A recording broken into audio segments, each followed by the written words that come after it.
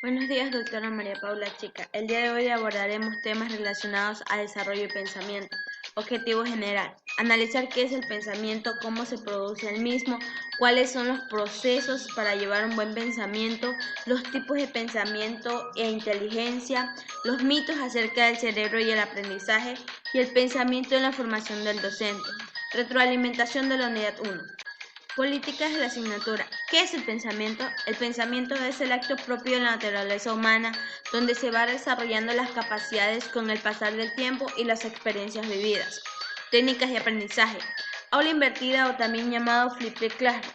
Es una nueva metodología de enseñanza-aprendizaje donde se va a desarrollar el pensamiento crítico y la creatividad del estudiante, donde ponemos a prueba la responsabilidad del mismo, ya que esta metodología planea la necesidad de transferir parte del proceso de enseñanza-aprendizaje fuera del aula de clases para así abordar temas de mayor complejidad dentro del mismo.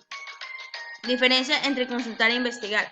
Consultar es ir en busca de una respuesta breve, rápida y concisa sin la necesidad de preguntarle a alguien que esté relacionado con el tema.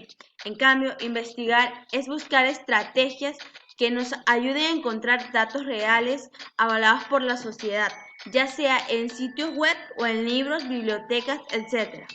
Corrientes pedagógicas. Cognitivismo es la conjugación del constructivismo y el conductivismo. Según Jean Piaget, quien formuló esta corriente, el alumno aprende, memoriza y plantea una situación o información. El constructivismo, en cambio, es la creación de nuevas ideologías por parte del estudiante. Y el conectivismo viene basado en la era digital, donde se aplican herramientas tecnológicas. En cambio, el conductivismo es donde el maestro conduce la formación del estudiante en el aprendizaje. ¿Qué es el tesauro?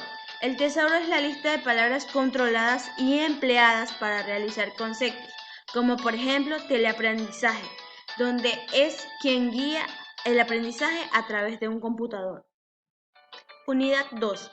Pensar y sus procesos. Pensar es formar ideas y representaciones de la realidad en la mente, relacionándolas unas con otras. El pensamiento tiene una estrecha relación con la actividad intelectual. Realmente pensamos todo el tiempo, pero no todo el tiempo utilizamos el pensamiento crítico, que es la base para la formación de nuevos criterios. ¿Qué es el desarrollo? El desarrollo es sinónimo de evolución, donde llevamos a cabo un proceso de cambio y de crecimiento individual, basándonos en la capacidad de desarrollarnos de manera natural y despacio, conjugando la aptitud natural para pensar. Para llevar a cabo un buen uso de pensamiento debemos utilizar métodos y técnicas para originar el mismo. 1. Originar la idea principal. Es decir, analizar, estudiar y escribir la idea principal pensada con anterioridad. 2. Organización. Es crear un plan de acción concreto tomando en cuenta las posibilidades de este pensamiento, ya sean sus ventajas o sus desventajas. 3. Desarrollar planes de acción.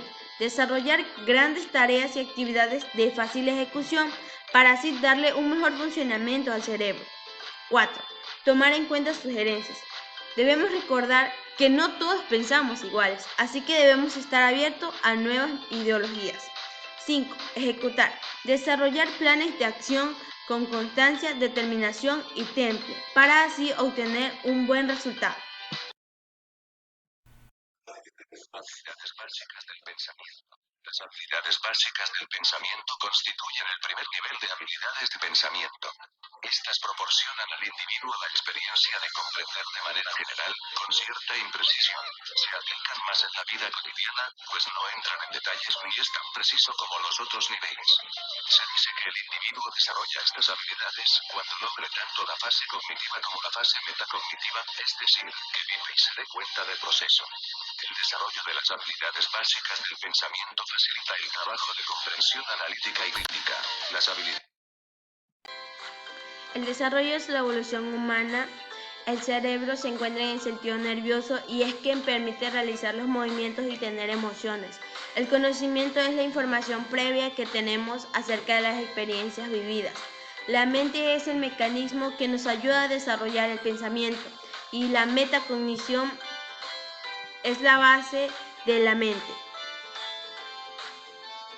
¿Cómo se produce el pensamiento según Matter Lindman, quien nació el 24 de agosto de 1923 y fue un gran filósofo, lógico e investigador sobre la pedagogía en Estados Unidos?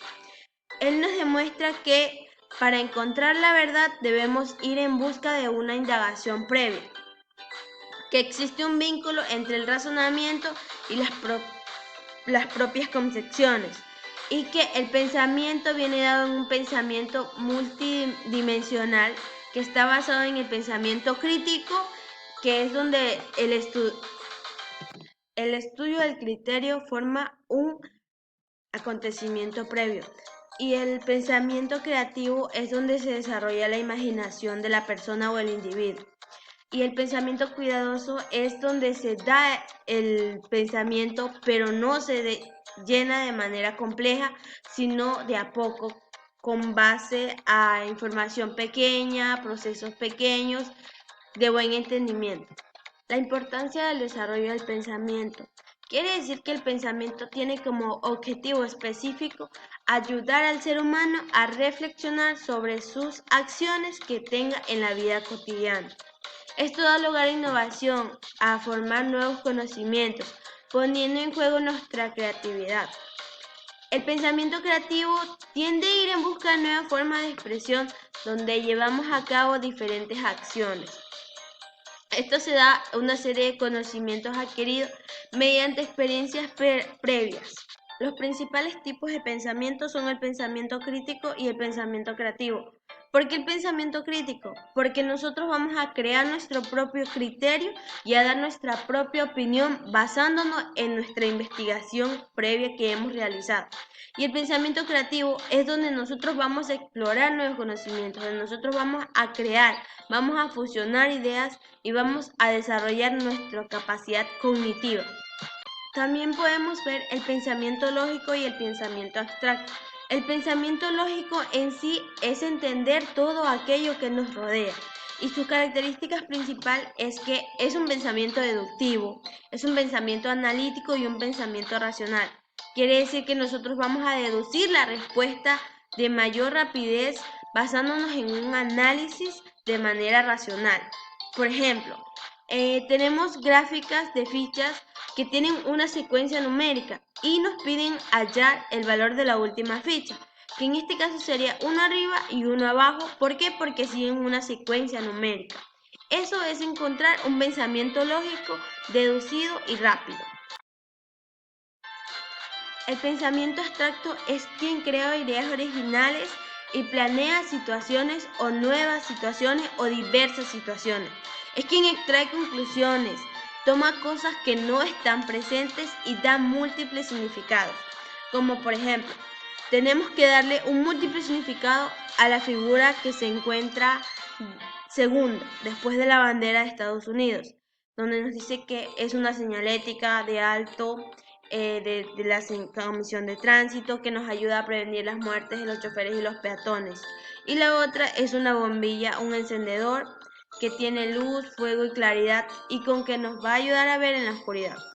Existen varios tipos de pensamiento, pero entre los más importantes están el pensamiento analítico, el pensamiento convergente, el divergente, el cerebro del aprendizaje y la formación del docente. Los tipos de inteligencia.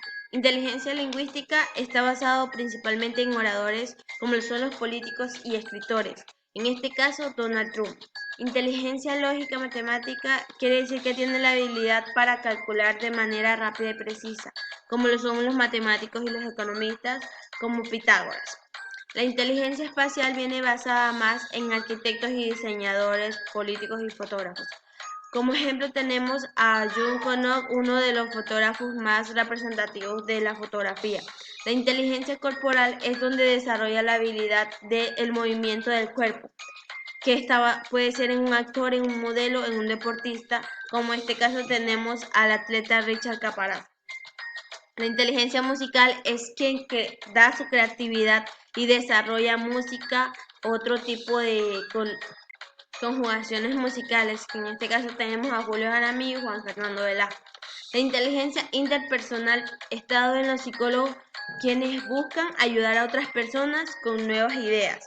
La inteligencia naturalista es la última inteligencia que fue descubierta y como la palabra mismo lo dice, está dado en biólogos, botánicos, entre otros, como en este caso Gregor Mendel, que es el padre de la genética.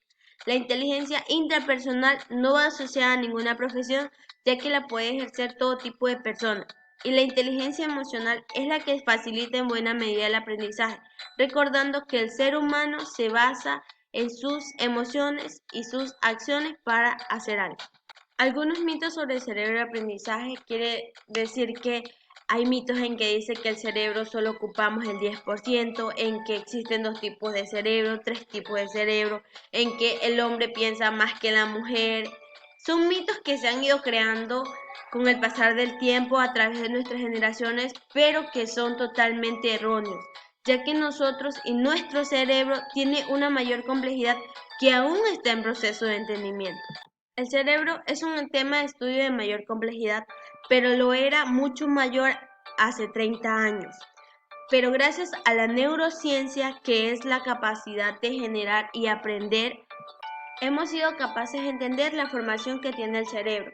Gracias a un estudio basado en el cerebro en la Universidad de California en Los Ángeles, cambia absolutamente las nociones básicas de la neurociencia, donde nos daría una explicación diferente sobre el proceso de aprendizaje y cambiaríamos el tratamiento de problemas neurólogos y desarrollaríamos computadoras que imiten el pensamiento humano. Esta investigación fue hecha en ratones. La información en sí es ir en busca de nuevos conocimientos para hacer el funcionamiento del cerebro. En este caso, el hombre necesita que se le enseñe a aprender, a ser crítico y reflexivo, ya que muchas veces esto no se aplica, ya que existen situaciones que requieren del análisis y las soluciones integradas para aplicarlas en la vida cotidiana.